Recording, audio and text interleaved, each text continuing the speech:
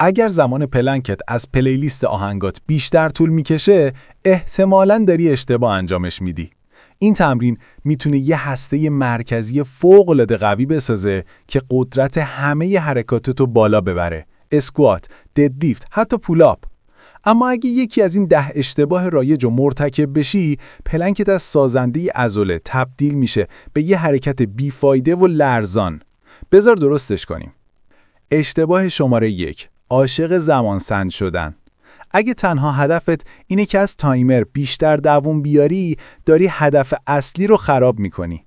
پلنک 3 دقیقه‌ای با کمر افتاده و شانه‌های له شده مد وحشی نیست، پایان کاره. وقتی فرم خراب شد، نتیجه هم خراب میشه.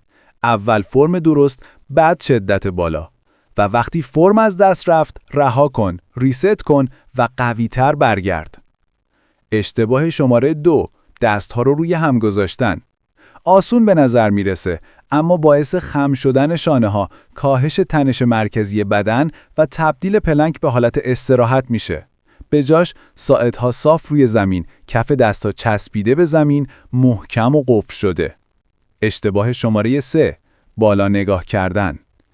بالا بردن سر، ستون فقرات رو از همراستایی خارج میکنه، انقباض درست و مختل میکنه و پلنک رو کم اثر میکنه. در طولانی مدت هم میتونه باعث درد گردن بشه. به جاش سر پایین، چشمها به زمین، ستون فقرات صاف، بدون فشار گردن.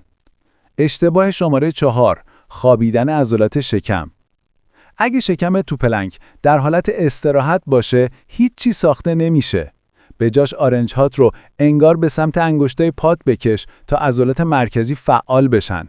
فقط نگه ندار، تنش ایجاد کن. اشتباه شماره 5، افتادن باسن. وقتی کمرت قوس میگیره، شکم عملاً میره مرخصی. آسونتره، اما بیفایده. کی جای شکم کار میکنه؟ کمر پایینی. به جاش پاها صاف، چهارسرها منقبض، باسن سفت، کمی جمع شده. اشتباه شماره 6، باسن در آسمان. اگه پاسنت بالاست، شکمت خاموشه و شانه ها کل بار رو میکشن. 0 تنش مرکزی، 0 نتیجه. مگر اینکه داری فرم هرم میگیری. این حالت برای ساخت شکم بی مصرفه. به جاش بدن یک خط صاف، سر، شانه، باسن، پاشنه و شکم محکم. اشتباه شماره 7، نفس کشیدن ضعیف. اگه پلنکت شبیه تمرین رکورد غواصی آزاد شده، داری اشتباه میکنی. این قهرمانی زیر آب نیست، تمرینه. حبس نفس یا نفسهای سطحی سینه ضعیف کل عملکرد رو نابود میکنه. شکم خاموش میشه. به جاش نفس عمیق تو شکم، دم، انقباض، بازدم با حفظ تنش کامل. فوراً حس میکنی شکمت بیشتر درگیره. اکسیژن رایگانه، مصرفش کن. اشتباه شماره 8، شانه‌های بیحال. چرخیدن شانه‌ها به عقب تنش و ثبات رو میکشه. به جاش زمین رو به جلو هل بده تا پشتت کمی گرد بشه. قوز کامل نه، یه فشار هدفمند و قوی. اشتباه شماره 9، شانه‌های بالا.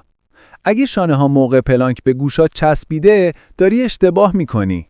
این کار بار رو روی تراپس میندازه و تمرین آسونتر اما بی اثرتر میکنه. به جاش زمین رو فشار بده و شانه‌ها پایین، قوی و فعال. اشتباه شماره 10، پاهای خم. اگه پاها خم باشن، داری نسخه لایت پلنکو اجرا میکنی. نصف تلاش، نصف نتیجه. همون لحظه که زانوها شل میشن، کمر و شانه هم شل میشن. پلنک باید فول بادی باشه، نه نیمه خواب.